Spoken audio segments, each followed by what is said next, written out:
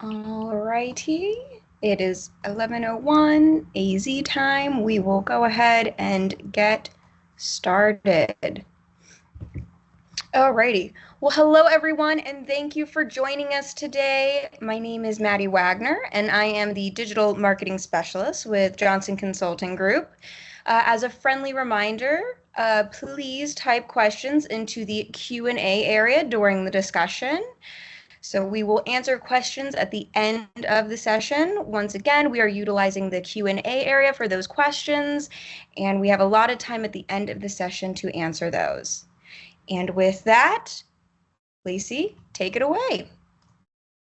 Good afternoon and welcome to Johnson Consulting Conversations, Insider Perspectives and Stories. I'm Lacy Robinson, your host for this exciting virtual event where we will be diving into engaging discussions and sharing invaluable insights every month. Sit back and enjoy the next 45 minutes as we explore stories that inspire and inform. We are thrilled to welcome our first guest in honor of World Hospice and Palliative Care Day on October the 12th. Greg Grabowski. Greg is a partner of Hospice Advisor and my co-author for the book, Engaging the Heart of Hospice. He brings a wealth of experience working with nonprofit and for-profit hospice organizations across North America, as well as collaborating with funeral providers seeking partnerships with their local hospice services. Today's conversation is titled Collaborating with Care, Funeral Homes and Hospices Working Together. Welcome, Greg. We are delighted to have you. Thanks. I'm excited to be here. And wow, it looks like we have quite a few folks. So thanks for taking the time in your afternoon to join us. Hopefully this will be really actually more than informative. Hopefully everybody takes something home where they feel like they're making this connection, because that's what this is about. Connections between funeral homes, your services, hospice, and their services. So excited to be here. Thank you. Thank you, Greg. I want to start our conversation out about our book, Engaging the Heart of Hospice, which has been out for over a year now. And the subtitle is Making Funerals and Memorials an Extension of Hospice Care. It alludes to saying that hospices and funeral homes have some elements of care in common. And I want to ask you, from your perspective, what do hospice companies and funeral providers have in common? Well, it's a great question to start. And by the way, maybe everybody buys our book because we're trying to work for the New York bestseller thing here. So little joke, but all right. Yeah. So, I think the biggest thing is that clearly both organizations feel that they are professionals working in the end of life arena. Obviously we both play different roles. I think the thing that we push, and we talk about it in the book as well, is we really are part of a continuum of care. So we're professionals all working with, hospice works with patients and families. Funeral homes, when you do pre-planning, work with what we would call our patients on the hospice side and work with families. We both want to be of great service for where we find patients and families. We want to deliver individualized personal care. And at the end, we want to be, compassionate, emotional support, spiritual support. That's part of our professionalism that we deliver. And so, that's the commonality that we share. The one piece that's, we talk about in the book is a continuum. And you can see, I'm going in this direction here on the screen, but a continuum is a continuum. And so I think the thing that hospice pays attention to are the physicians, the hospitals, the nursing homes, the assisted livings, and funeral directors, you're kind of at this end of the continuum. And so this is our whole premise here is get part of the continuum and kind of move upstream like everybody does. So, yeah, but there is a lot of commonality. We actually do share a passion, and it's important that passion piece is the piece that really links. So. And that passion is a great foundation to start that partnership on. And you, in the hospice industry, you've been around for nearly 30 years. And in the last 15 years, you've been working closely with funeral service professionals. What would you say are the biggest or the most common challenges that funeral providers face when connecting with hospice care team members? Sure. So the very first one is for most providers, there are a lot of hospice providers. And so it becomes overwhelming. Where do I start? The other thing that I find is really interesting as well is that funeral homes, you have a base of operation. Hospice has little tiny offices of operation. All the care that they do is not like in a funeral home. The care that they do are in hospitals and nursing homes and so on and so forth. So a lot of times it's hard to even identify all the hospice providers because they don't have a lot of bricks and mortar. So I think a lot of funeral homes are surprised to know how many hospice providers are actually in their area. I think the other thing that I hear a lot of is, Greg, I have reached out. I'm trying to build a relationship. I try to buy lunch, or I try to do this, or I try to do that. And it seems to be very difficult. I get very disappointed. I haven't gotten any traction.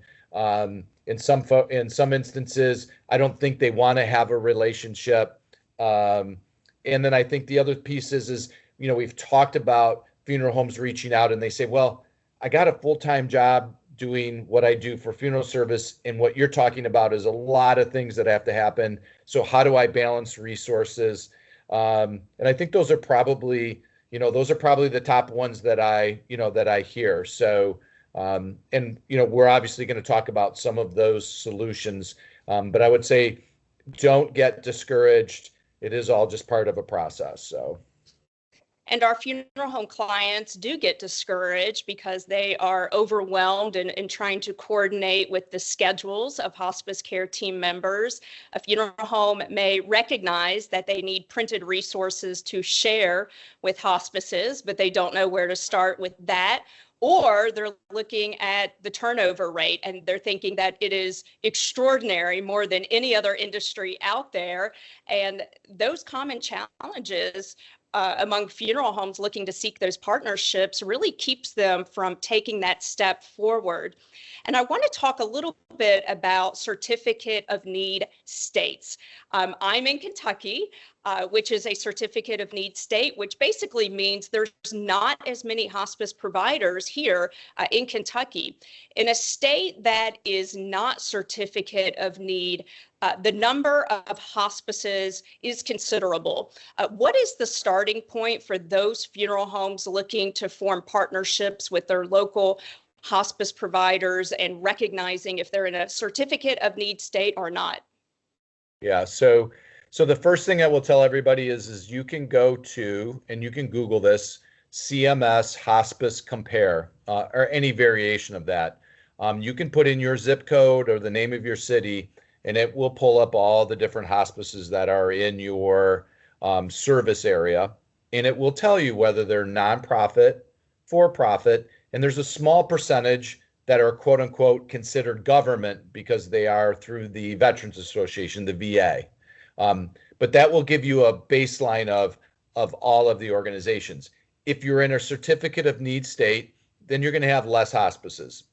You may pull up 2, 3, 4, 5, maybe max. And actually, I will say it's potentially a little tougher because those folks have a little bit of a monopoly. And so they may not be as focused as they need to be on that continuum of care. So it may be actually a little bit harder. We'll talk about some things throughout the course of our conversation that you can do that brings value, because that's the big thing. You need to begin to work towards bringing value to them. And we'll talk about some of those things that might help you. The other thing that you'll start to be able to see is when you're on Hospice Compare, you'll also see that some folks have no data. If they have no data, that means that they don't have enough patients in their system to qualify to put data on the site. And that means they probably have only maybe 20 or 30 patients on any regular basis, which means they're going to be smaller. Smaller is not necessarily bad because they may be very interested in partnering in the community because they would like to be larger. Sometimes the really large hospices are some of the harder hospices to talk to. Sometimes, to be honest, you would think nonprofits, and boy, I hope there's no nonprofit hospices on this call, but nonprofits tend to be, and I will say they tend to be harder to talk to, and you would think that's not the case. For those of you that want to go a little deeper, and again, I don't want this to be an infomercial, not at all, but we do have a resource that actually goes deeper with more data, which we, from a CMS scraping standpoint, we can get the names of the CEOs and a number of different things that give more data. But for those of you that just kind of want to dabble, that's the starting point. And certificate of need or not certificate of need will be important, because you'll just see you don't have as many folks to chat with. And to recap for everyone joining us today, the data that you're looking for is the number of hospices in your area. Are you in that certificate of need state? You're looking for for-profit and nonprofit hospices. You're also looking for Medicare deaths per hospice provider, the range of services, the key roles of individuals, and the level of community engagement with each one of those hospices. And I'm glad that you did bring up nonprofit and for-profit hospices, Greg. It's often assumed that it is not worth a funeral home's time and effort to connect with a for-profit hospice, because the decision-making process is different, or their volunteer efforts may not be the primary focus, which is often the angle that a funeral home will use to get in with those hospice organizations. What would you say to a funeral home owner who thinks that a for-profit hospice is not worth their time? Well, so, and I just touched on it before, and great leading question, Lacy, is actually the for-profit, you will see that they are more focused on outcomes. Now, Lacy's right, and this is part of looking at and doing research that might be a little bit overwhelming, but if you have a large for-profit that is across the country, then there's going to be a lot of bureaucracy. If it's a very, very large for-profit, they are going to have lots of rules of who they can talk to and what they pay attention to, and they will be very, very focused. But I will say, even with those folks, and Lacy's going to ask some questions as we go along, there are opportunities to partner with both for-profit and nonprofit. And I will tell you, on the for-profit side, they are more disciplined about wanting to grow and roles and responsibilities within their hospice. And they really do want to be the greatest. They want to have the best product.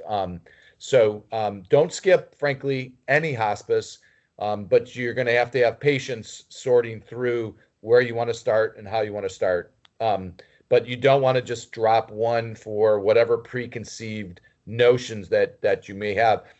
Everything's an opportunity, I will tell you. Every hospice is potentially different.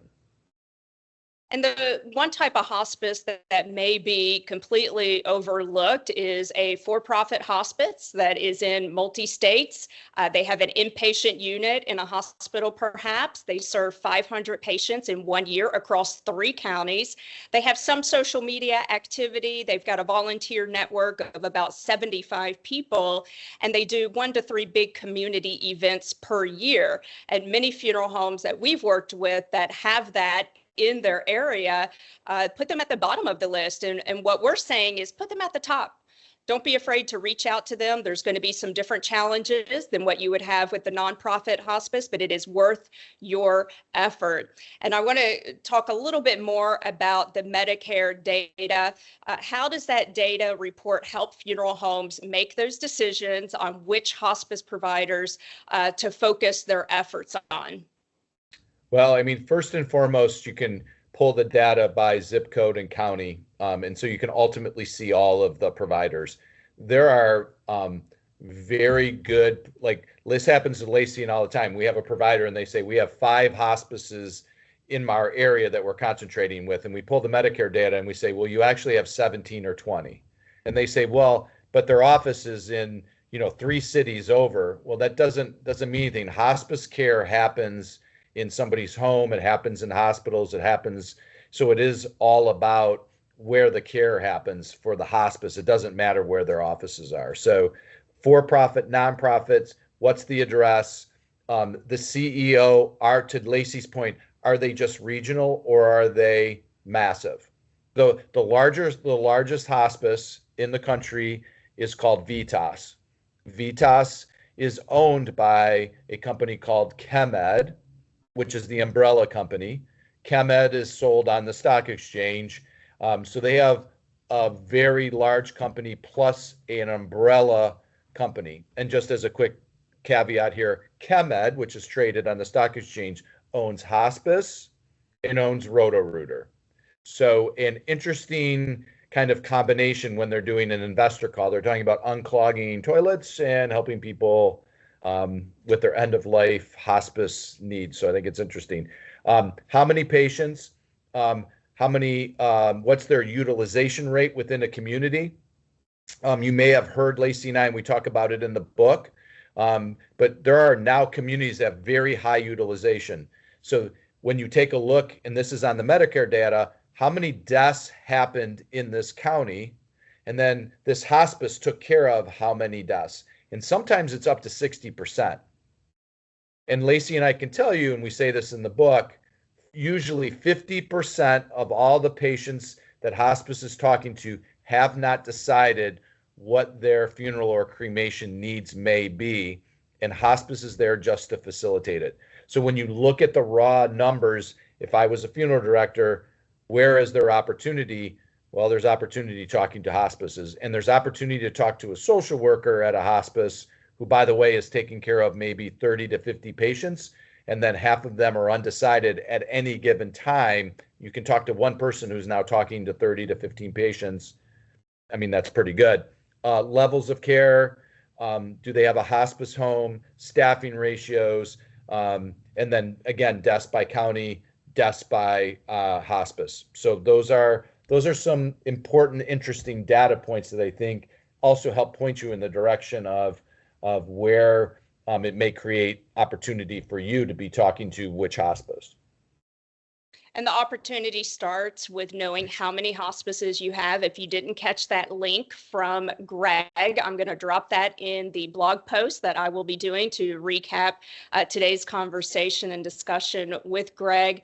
I want to talk about hospice call ratio. That's something that we do with every funeral home client, and their reaction is pretty consistent among every client when that calculation is right in front of them. Can you talk to our audience a little bit about that hospice call ratio? Sure. And thank you for calling it a hospice call ratio. I know it sounds really fancy, like this incredible statistic, but it is literally just taking that number that we just talked about that we could find, which is how many hospice deaths. So that would be all of the hospices together. What's that number? And then take your, and you, in funeral directors language, you call them calls, right, Lacy? Calls. Or services. Yep. So calls. Services, calls, services, and just dividing those. So I think, we see funeral directors that say, well, I have a lot of real market share in my community. This is a way for us to judge what's your market share related to hospice. And so that will give you a raw number. One of the things everybody can start doing today is when a family member calls in, add this to your call sheet. Did you happen to use hospice? And if you did, which one? And then that will give you an idea. Are you servicing hospice patients?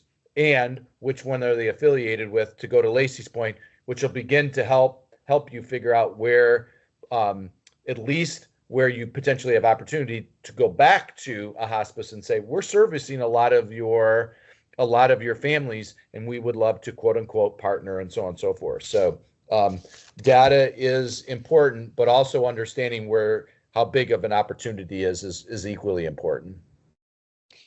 Earlier in the year, you and I put our heads together and we figured out that the average funeral home needs to connect with all hospice providers in their area, 15 hospice executives, 60 social workers, 30 spiritual care team members, 20 grief counselors, 15 volunteer managers, and 120 RN case managers, also known as after-hour nurses.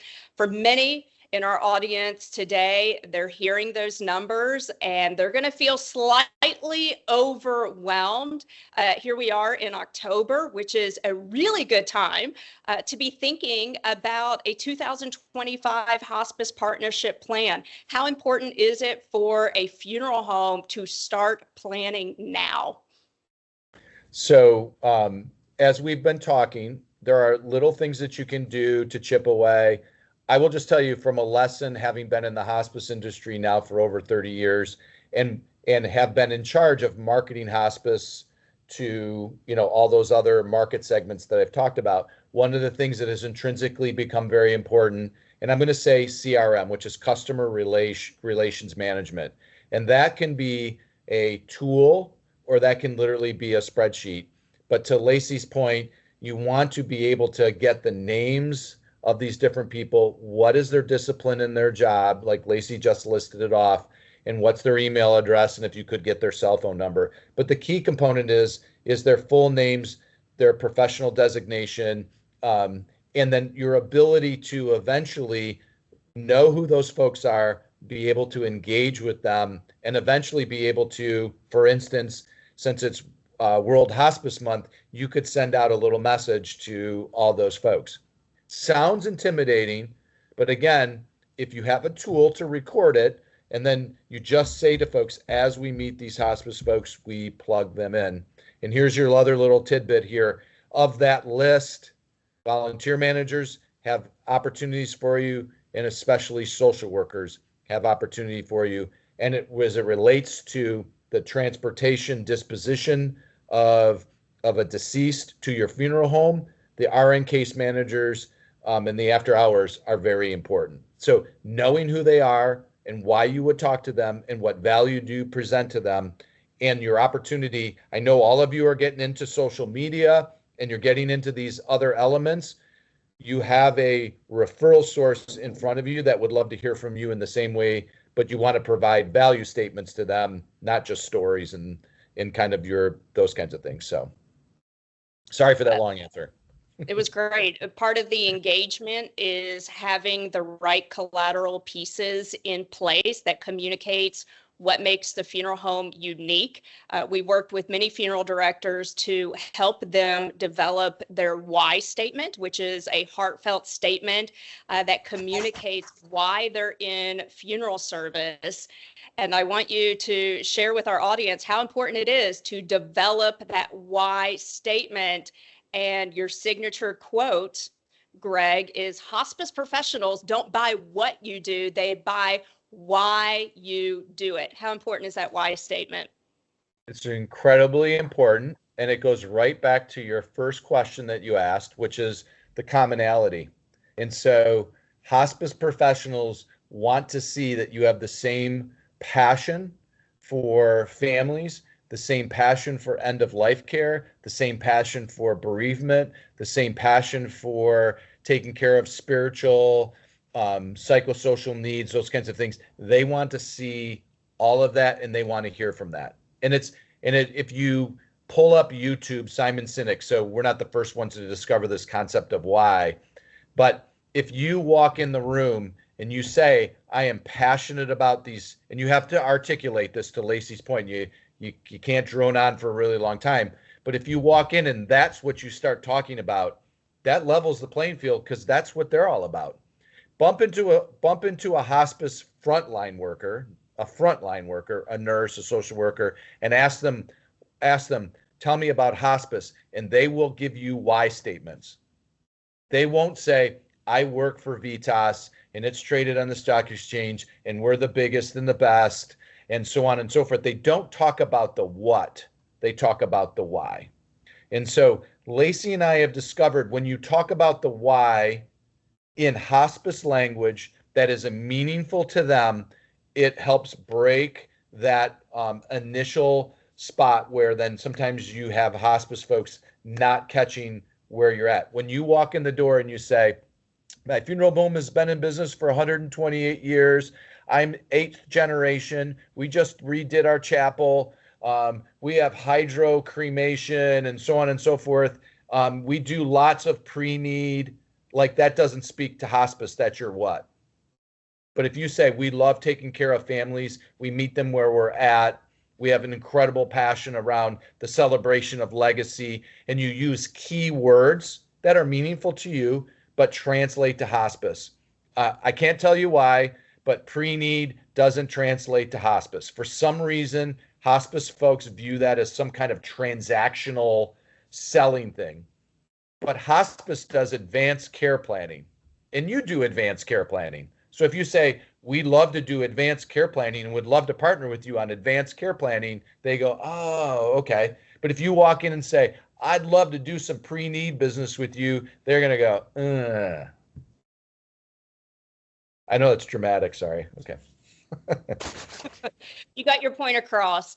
And All I've right. never once doubted the direction that you and I are headed in and helping funeral providers, but I do often receive confirmation from hospice providers, whether that is on social media or in person with the hospice that I volunteer for, that I know we're headed in the right direction. And what you said to me last week, my goodness, they were talking about it right here, right in front of me the next week. And that rings true for the why statement. I see hospices on social media that shares the why statement of very specific hospice care team members that they want to highlight that week or that month. And what I've noticed is that their personal why statements are aligned with the overall mission of the hospice that they work for.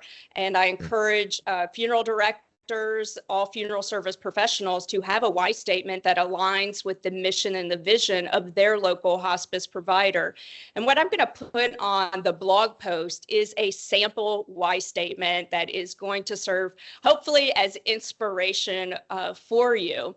But basically what you're saying, Greg, is that hospice pays attention to the language of a funeral director and how they're using it, the context in which they're saying it, and how a funeral director serves with their heart.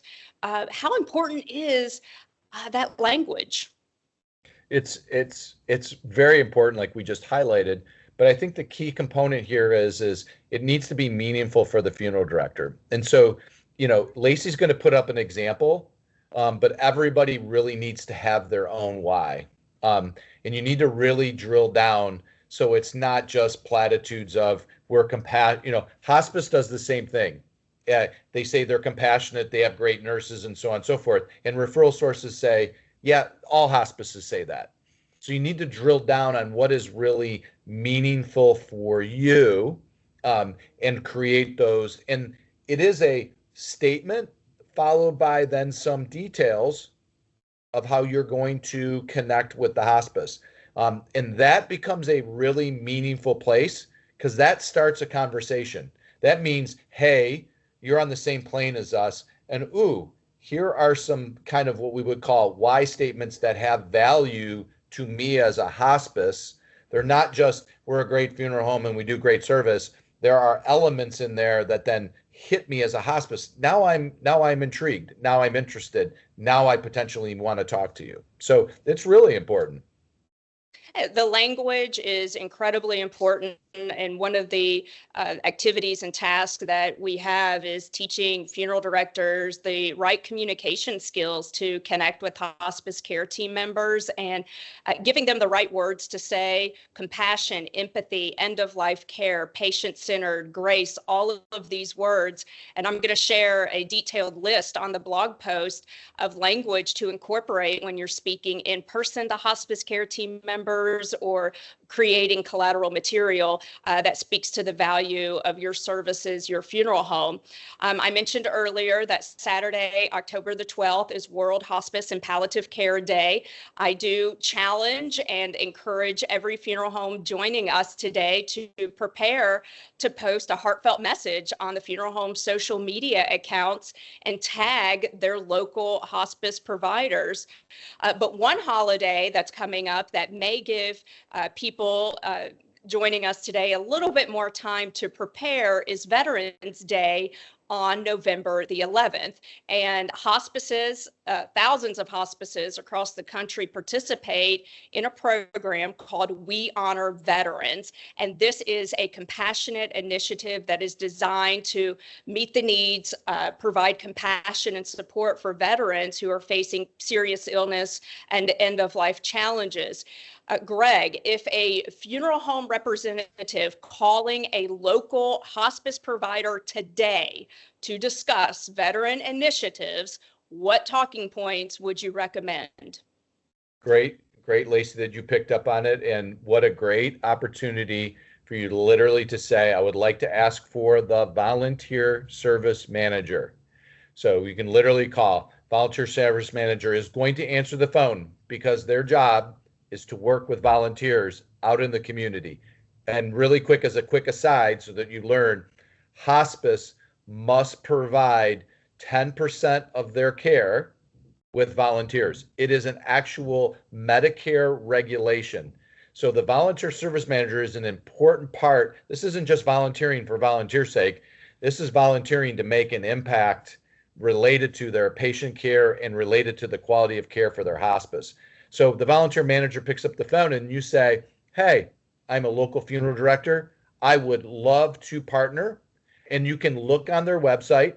To Lacy's point, almost every hospice is doing We Honor Veterans, which is a special program run by the National Hospice and Palliative Care Organization. And every hospice wants to work their way up. There's levels, and they want to be the top level. Well, one of the things that they must do in order to get to the top level is they have to have community partnerships working with veterans. And guess what? You guys work with veterans and you do special things for veterans. And there are veterans benefits related to funeral that hospice doesn't know, and so on and so forth. And so you say, I want to help you with your We Honor Veterans. Can we set up a meeting so that I can understand what hospice is doing, and I can talk a little bit about what I'm doing and see where we can, what I'm already doing, which is a strength, and what you're doing, and where we can match up. A wonderful, semi-easy conversation. And I would be very surprised if the volunteer service manager did not get back to you.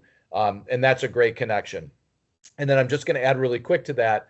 As you understand what happens, one of the entry points to a hospice can be through volunteerism. There are a lot of things that hospice must do that you all are really good at as well. So it's a natural extension. So a wonderful opportunity. And I agree, Lacy, that's a great suggestion. We do get pushback from funeral homes about volunteering when we do make that suggestion, and it's vitally important to consider volunteer opportunities, because if a funeral home's outreach initiatives includes, and it's focused on sending invitations to hospice care team members for them to come to the funeral home, whether it's for hospice appreciation or some other type of event, and those invitations go unanswered, that's when you need to switch your gears on that and be thinking, okay, I need to go to them because they are not coming to us. They are not answering our invitations. They are not showing any interest. And so the way to go to them is through volunteering. And of course, that gets pushed back because it's often assumed that, volunteering with hospice means sitting by a patient's bed. And there is quite a range of volunteer opportunities that do not involve interacting with patients directly. Why is growing a strong volunteer network incredibly important for hospice providers across the country?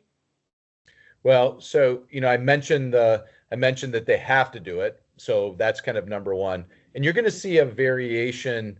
Related to different hospices so sometimes hospices can just volunteer. You can volunteer with them, and there's a track of you just volunteer and you do good works. And then what Lacy's alluding to is then there are opportunities to impact patients and families. And you do have to go through training, and you have to go through filling out an application and a background check and those kinds of things.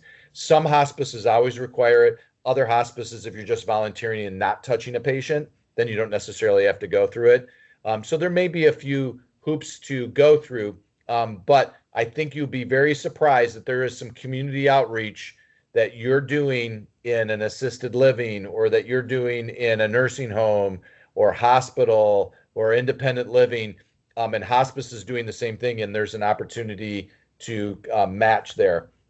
I will tell you, a long time ago, we had some funeral directors and a group of folks that had just newly gotten retired, and we came up with the concept of flower empower. And so all the flowers, when a funeral was over that weren't used, hospice volunteers got with the funeral director, they collected them all up, and they either at the funeral home sorted them out or at the hospice office sorted them out, but they cut them. You know, you guys have all those funeral arrangements. Well, they pulled all those flowers out, cut them, and created bouquets. And then everybody drove around and just delivered them to patients' homes, delivered them to patients at assisted livings. If they're really beautiful arrangements, left them on the counter at an assisted living or a nursing home, brightening things up. And all of a sudden the hospice is like, wow, this funeral director brought great value. We got lots of volunteers. We're touching patients. This is wonderful. And a relationship builds, and you're able to talk about all the special things that you ultimately do, which is where you want it to go, because you want hospices to say, if you haven't chosen a funeral home, there's a bunch, but I would suggest, based on how you're talking, this funeral home is really great, and I know them personally, and they do a wonderful job, and so on and so forth. And so it's a win-win. Not to mention, you're getting into lots of other healthcare organizations in a very appropriate, different way. That is a great success story. And I want to add that hospices, they're hungry for more volunteers. The pandemic weakened their volunteer networks. They want to recruit younger volunteers as well. And they're competing with hundreds of other volunteer opportunities that are out there. And when they're competing with those volunteer opportunities, they know that the free time that people have is limited. And they want to be at the top of those people's minds that do want to give back to the community. And they know that people do choose wisely where they devote their free time. I want to talk about bereavement care, because hospices do thrive on providing bereavement care. They want to be respected and acknowledged as bereavement experts. I see great opportunities for funeral homes that maybe don't have enough team members to launch a grief program at the funeral home, and collaborating with a local hospice provider is a step in the right direction. Why should a funeral home consider partnering with a hospice provider on bereavement care? So this is another interesting thing. So we just talked about the volunteers, and that's actually a regulation. So actually, a Medicare regulation is that hospice must provide 13 months of grief support, bereavement care to the family after the loved one dies. So the hospice needs to deliver that care. And the regulation literally is that kind of ambiguous. It just says that. So hospices are very interested, again, in partnering up and taking care of their families. And so if you have somebody within your funeral home that knows kind of aftercare, or even if you have an aftercare kind of process and the hospice has got a process, there's no reason why you can't come together and say, how can my funeral home integrate into, and this is your terminology, your plan of care for bereavement. They all have plans of care, which say, call the family, say sorry for your loss, find out which funeral home. Sometimes staff want to go to the funeral, but there are opportunities. And one of the interesting opportunities is if you do have somebody that's comfortable, sometimes hospices need locations for bereavement support groups. And we've had funeral homes that have nice chapels or nice spaces, and they support, so the hospice people come and the families come, and it is a great way for the funeral home to either showcase their funeral home, or even if they have somebody that can facilitate that group or be trained as a volunteer to facilitate that group. So again, another opportunity on something that provides value to hospice. And so in that case, you would make a call and say, who's in charge of the hospice's bereavement plan, because sometimes at a big hospice, it's a single person. They're actually in charge of it. Sometimes it's a combination of the social worker and spiritual care and some other people. So again, another really good tidbit. And I think the other thing really quickly, Lacy, is you're asking questions. So how you go deeper in actually, as opposed to just kind of buying people lunch and kind of doing in-services, we're going a lot deeper of how do you really provide value. And I think that's our big thing. And you're hitting on some really nice things that all of you could do tomorrow. So. And one last question before we check in with Maddie on the questions that have come through on the chat feature. For any funeral home that's joining us today that plans on hitting the ground running January 2025 with making those hospice connections, what's your best piece of advice? Sure. So my first thing would say, hire us and we'll help you plan it all out and make it in bite-sized pieces. I'm kidding. So, but I would say you just have to get started. And then what I would say is and I say this for all of my clients, including my hospices, talk about kind of all the opportunities, but then just put them into bite-sized pieces. So maybe one quarter, we're just going to ask people on did they have hospice and which hospice was it? And at least we're starting to capture that data. Or we're gonna dip our toe in the we honor veterans. So let's look at the website and see how many hospices we have. But I'd say just get started. And then the other key component is don't get frustrated. You have a full-time job and you're trying to figure this other piece out. So just kind of keep chipping away at it. Number 3, I wouldn't spend money on what I call muffin marketing, which is delivering goodies. Everybody will eat them. They will appreciate eating them, but I'm not sure that they're going to say, I want as a social worker, I want to send my families to that funeral home because you guys delivered the best chocolate chip cookies. Hospice folks are just not wired that way. Again, it's about their why. And so a cookie is a what, and it's nice. They'll appreciate it. You may get you in the door, might get the conversation started, but it's not going to create referrals. So muffin marketing ultimately will not work. I would say create your hospice why. Lacy will give you an example. And then of all seriousness, if we can help have a conversation with you, that's what we're all about. It's very weird. Lacy asked me, like when we were writing the book, why are we doing this? And I feel like this is such the misconnection. I was part of hospice when nobody cared about hospice, and people looked past hospice, and hospice now has become part of the continuum. So I just feel like this kingship with Lacy is like, we got to get this last piece on board as part of the continuum. You guys are part of the healthcare continuum. You're not all by yourselves. You need to be part of this. So, but that's my suggestion. Get started. Don't get frustrated. Don't muffin market. Create your why, and find some connectors. And we gave you a few of those, and go for it. I like it. Thanks, Greg. Let's check in with Maddie on the questions that have come through on the chat feature. Awesome. Yeah, muffin marketing. I love the name, but yes, do not do it. All right. Okay. So we have a question coming through here. Love the ideas about bereavement care and those types of partnerships.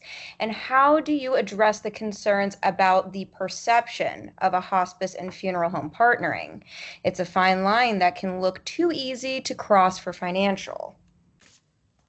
So what I will tell you is how does hospice get their business in what they do? So there are, in fact, I'm in a community right now where I'm working with a hospice.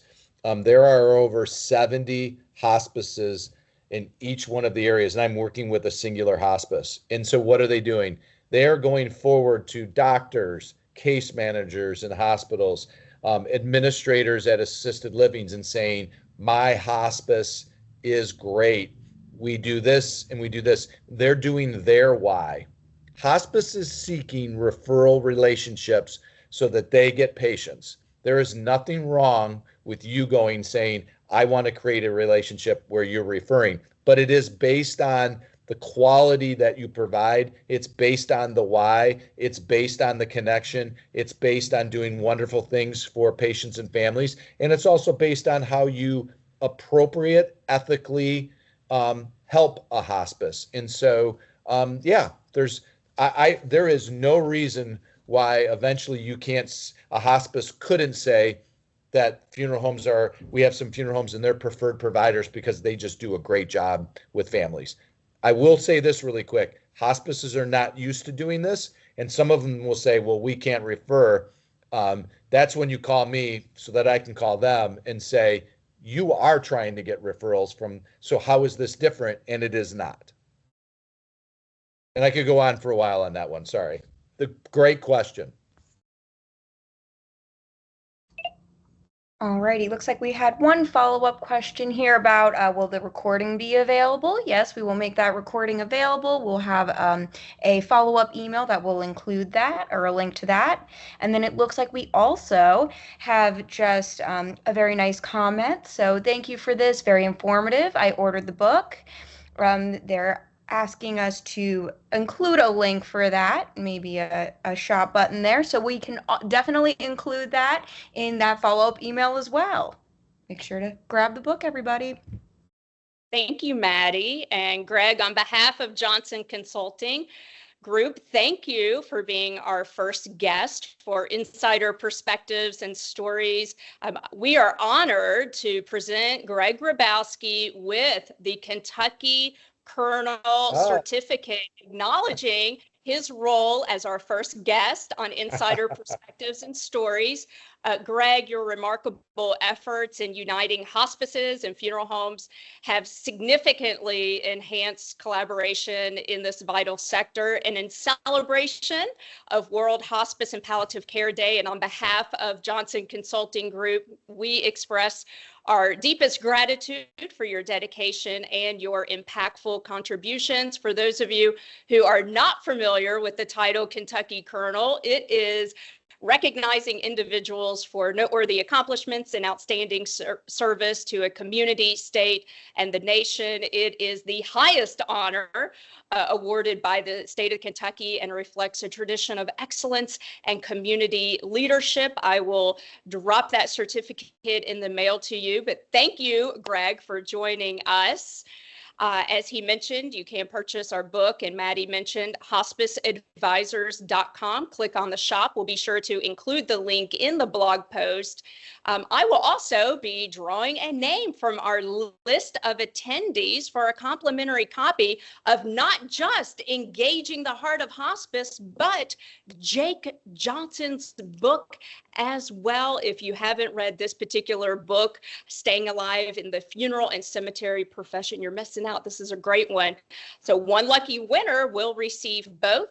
And I want you to save the date for November the 6th at 2 p.m. Eastern Standard Time. Well, I will be joined by Johnson Consulting's very own Nelson Tulin, Director of Business Consulting, to discuss budget success in 2025. I want to thank all of you for joining us today. We hope you found the insights valuable, and we look forward to seeing you at our future monthly sessions.